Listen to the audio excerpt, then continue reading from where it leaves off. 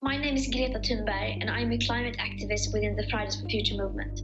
And this is Action Planet. I'm not a scientist, but my lay understanding of the science is that the situation is growing more and more urgent. When you take action, your life gets a meaning. When you get a meaning in life, you become happy. When people connect, they care. When you're feeling well and doing well, you have no choice but to be well to the planet.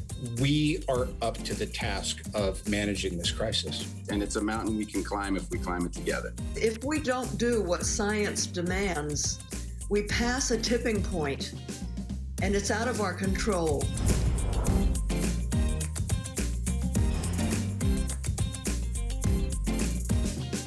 I think I first heard about the climate crisis when I was about 8 or 9 years old. And since then, it's been like a gradual waking up experience. Eventually, I just thought that this is enough. I mean, we can't continue like this. I must do something. Someone needs to do something. And then I went on school strike. I wasn't nervous on the day before or the day on the actual strike because I knew that this was something I had to do. I had decided in the early summer that I was going to go on school strike, and then I actually did it in August. So I had lots of time to prepare, and I wrote like a document and printed out flyers where I collected lots of information for people walking by to read. When I and some other young people from Sweden decided that we were going to continue the school strikes every Friday. Because prior to that, I had a school strike every day for 3 weeks ahead of this election. But then after the election, we decided, why should we stop now? And then we went on. Fridays for Future is a grassroots movement which has participants all over the world. It's not an organization, which is, I think, maybe the best thing about it, because all the local groups get to decide what they want to do, and it's not top-down run. The purpose of Fridays for Future is that we strike or protest every Friday until the world is in line with the Paris Agreement. And that is what we are doing right now. We are stepping out of our comfort zones, telling the people in power that they must take their responsibility and protect future and present generations. I've been privileged enough to get to experience so many things and to meet so many people and to travel to so many places. And of course that has contributed to a lot to that I am more experienced now and I know more things than I did before. But at the same time, my view of the climate crisis hasn't changed. It has just, the things I knew have only been confirmed.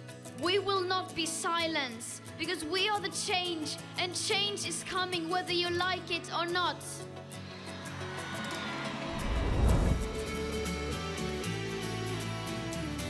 Since I and others started school striking, of course, lots of things have happened. We've seen many countries and companies committing themselves to taking action, and many people are doing everything and more than they can. But you need to think of this in a holistic way, and if we look at the overall picture, we are rapidly moving in the wrong direction. So that needs to change drastically. And of course, the conversation has shifted a bit, but we are still not treating the climate crisis like a crisis, and that needs to change. There isn't one single person to blame for the climate crisis. But of course, some people are way more guilty than others. Some have more responsibility that they have not taken. The bigger someone's platform is, of course, the bigger their moral duty is. Of young activists here are lining up to stand by her side.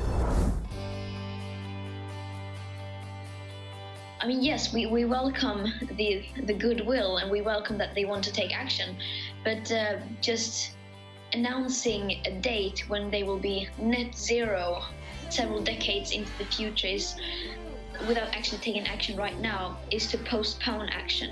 And it is right now that the emissions need to reduce. It is right now that the carbon dioxide budgets are being used up, not in the year 2050. And in most cases, to be frank, that is greenwashing. And greenwashing is to pretend that you are doing something good and to fool people into thinking that you are doing something good when in fact you are doing the exact opposite. And I honestly don't understand how the people in power can continue like now. How they can look their children in the eyes while they are stealing their future.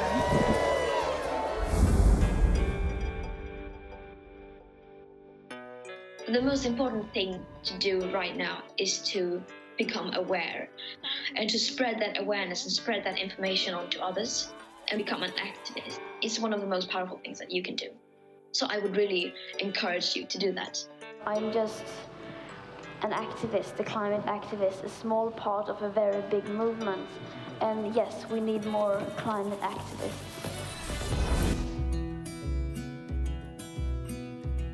The world will not be in a good state in 10 years if we continue to destroy and wreck the planet the way we are now. But at the same time, I don't think it's very useful for us to just sit and speculate about how the planet will look like or how the future may turn out.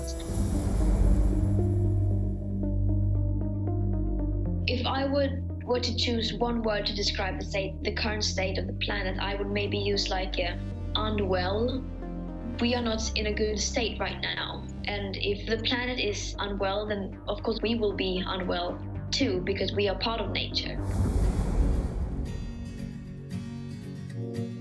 Of course, there are always countless reasons for hope. I think my main reason for hope right now is that people can adapt, that once we become aware, we can change. And just imagine for a second that if media actually decided to start treating the climate crisis like a crisis, imagine how many people we could reach. And that could change everything overnight. Imagine if people actually started demanding climate action.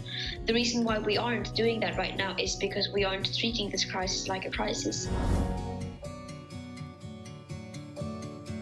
There are so incredibly many people who inspire me every day. People from all over the world. I mean, primarily the people from MAPA, most affected people and areas, because they are, in most cases, fighting silently and they aren't getting as much media coverage as others like myself. And especially the people who are fighting against all odds, perhaps even though they are facing real risks and dangers with speaking up. Some people are risking their lives and freedom to be able to speak up, and they know the risks, and yet they still continue. We should take action and try to change the outcome of that while we still can. I assume that many young people today are worried about the future, and I used to feel that way too before. But then I started taking action and I started to use my voice instead of just being silent, just worrying. And that was the antidote for me. When you take action, your life gets a meaning. And when you get a meaning in life, you become happy. At least that's the case for me.